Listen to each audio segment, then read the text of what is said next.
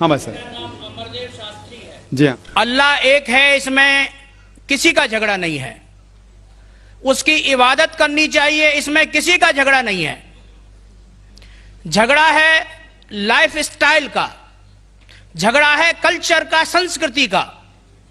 اور ہر مذہب اپنی سنسکرتی کو اللہ سے جوڑتا ہے کہ اللہ یہ کہہ رہا ہے. کیا اللہ ٹائم ٹائم پر نئی نئی باتیں کہتا ہے، یا پرانے ٹائم میں جو کچھ کہہ دیا گیا ہے وہی سچ ہے، یا آگے فیوچر میں کچھ اور نئی باتیں بھی کہے گا؟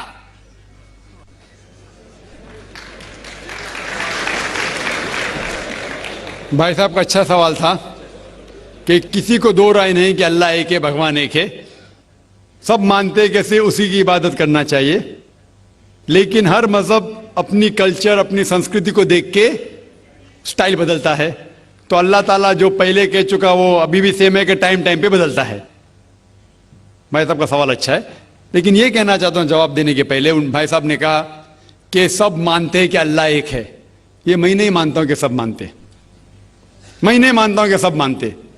یہ میرا فیلڈ ہے، یہ میرا فن ہے غیر مسلم سے بات کرنا. میں یہ نہیں مانتا ہوں کہ ہر غیر مسلم مانتے اللہ ایک ہے، کہ بھگوان ایک ہے. کئی لوگ بھگوان میں مانتے ہی نہیں، ناستک کہتے. اور جو لوگ کہتے بھگوان میں مانتے ہیں، ہر کوئی ایک میں نہیں مانتا. کتنے لوگ 3 میں مانتے، کتنے لوگ 100 میں مانتے، کتنے لوگ سب کچھ بھگوان مانتے. تو پہلے آپ کے جو سوال کا جو پہلا تھا، ہر انسان مانتا ہے بھگوان ایک ہے، اس سے میں متفق نہیں ہوں. دوسری چیز کہ سب ایک ہی بھگوان، ایک ہی ایشور کو پوچھتے ہیں کہ عبادت کرتے، یہ بھی میں نہیں مانتا ہوں. یہ بات ہے کہ اکثر لوگ مانتے کہ بھگوان ایک ہے، یہاں تک کہ تو صحیح ہے، اکثر، سب نے اکثر، لیکن ایک ہی بھگوان کو پوچھتے یہ بالکل غلط ہے. سب لوگ ایک بھگوان کو نہیں پوچھتے. مثال کے طور پہ اکثر قرآن کیا ہے، قرآن کیا ہے کہ جو لوگ کہتے ہیں کہ ایک بھگوان کو مانتے ہیں لیکن اور کو بھی پوچھتے ہیں، اسے کہتے ہیں شرک. آپ پوچھیں گے عام انسان بھگوان ایک، بھگوان ایک ہے، مالک ایک ہے بولیں گے، لیکن جا رہے پوچھ رہے، بدھ کو پوچھ رہے، کبھی اس کو پوچھتے کبھی اس کو پوچھتے. تو یہ آپ اگر دھرم کی کتاب پڑھیں گے، بائبل پڑھو، وید پڑھو، یہ سب اس کی ممانعت ہے. یہ حرام ہے کہ کسی اور کو پوچھنا. اس کے باوجود دھرم کے ماننے والے اکثر دوسری چیز کو پوچھتے ہیں جو بالکل غلط ہے. تو یہ کہنا کہ انسان ایک ہی بھگوان میں مانتا ہے اور اسی کو پوچھتا ہے بالکل غلط ہے. آپ دیکھیں گے عام طور پہ جو فرق ہے کہ جو قرآن کہتے ہیں تعالیٰ الی کلمۃ سواء بین بینکم، آپس میں اس چیز پہ آؤ جو ہم اور آپ میں یکساں ہے. سب سے پہلی بات ہے اللہ نعبد الا اللہ، کہ ہم ایک ہی ایشور، ایک ہی بھگوان کی عبادت کریں. ایک ہی بھگوان میں ماننا کافی نہیں، ماننے کے علاوہ اسی کی عبادت کرنا اور کسی کی نہیں. آپ کا اہم سوال کہ ہر مذہب ایک ہی بھگوان کہتا ہے، یہ بالکل صحیح ہے. ایک ہی بھگوان کی عبادت کہنا کہ بالکل صحیح ہے، لیکن اپنے تہذیب کے حساب سے بدلتے رہتا ہے، یہ کہنا غلط ہے. اور اللہ تعالیٰ کتنے بار بدلتا ہے؟ یہ کہہ سکتے ہیں کہ ٹائم جانے کی وجہ سے کتابیں بدلتی گئی. اللہ کا جو پیغام ہے، بیسک پیغام، وہ سیم ہے، وہ بدلتا نہیں کہ اللہ ایک ہے، ایک ایشور کی عبادت کرو، وہ بدلتا نہیں. اس کے کچھ چیزیں، اوپری چیزیں شاید بدلے. مثال کے طور پہ کس طریقے سے عبادت کرنا، ہم جس طریقے سے صلاح پڑھتے ہیں وہ 1400 سال پہلے محمد صلی اللہ علیہ وسلم پیغمبر کے ذریعے نازل ہوا.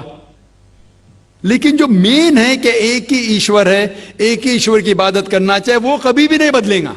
لیکن ٹائم جانے کی وجہ سے جو مذہبی کتابیں لوگ بدلتے گئے. اللہ تعالیٰ فرماتے قرآن میں سورہ بقرہ میں سورہ نمبر 2 آیت نمبر 79، فَوَيْلٌ لِّلَّذِينَ يَكْتُبُونَ الْكِتَابَ بِأَيْدِيهِمْ ثُمَّ يَقُولُونَ هَٰذَا مِنْ عِندِ اللَّهِ لِيَشْتَرُوا بِهِ ثَمَنًا قَلِيلًا فَوَيْلٌ لَّهُم مِّمَّا كَتَبَتْ أَيْدِيهِمْ وَوَيْلٌ لَّهُم مِّمَّا يَكْسِبُونَ. اس کی معنی ہے کہ لعنت ہے وہ لوگ پہ جو لوگ کتاب اپنے ہاتھ سے لکھتے ہیں اور کہتے ہیں اللہ کی طرف سے ہے. لعنت ہے ان کے اوپر جو کماتے ہیں اور لعنت ہے ان کے ہاتھ کے اوپر. تو اللہ تعالیٰ فرماتے ہیں کہ کتابیں بدلی گئی ہے. تو جتنے مذہبی کتابیں ہیں آج کی تاریخ میں، ساری قرآن مجید کو چھوڑ کے، ولیم مور ایک کرٹک ہے، اسلام کے خلاف کتاب لکھتا ہے، بہت شدت سے اسلام کے خلاف ہے. ان نے لکھی تھی 200 سال پہلے کہ شاید ایک ہی مذہبی کتاب ہے جو پوری پاک ہے 1200 سال تک کے، وہ ہے قرآن. تو ایک ہی کتاب جو محفوظ ہے. کیوں؟ اللہ سبحانہ و تعالی کہتے ہیں قرآن میں سورہ ہجر میں سورہ نمبر 15 آیت نمبر 9 میں کہ میں نے قرآن نازل کیا ہے اور میں اس کی حفاظت کروں گا. جتنے پہلے کتابیں آئے وہ وقت کے حساب سے بدل دیے، اور اللہ سبحانہ و تعالیٰ نے اسے محفوظ رکھنے کی ضرورت سمجھا ہی نہیں. کیوں؟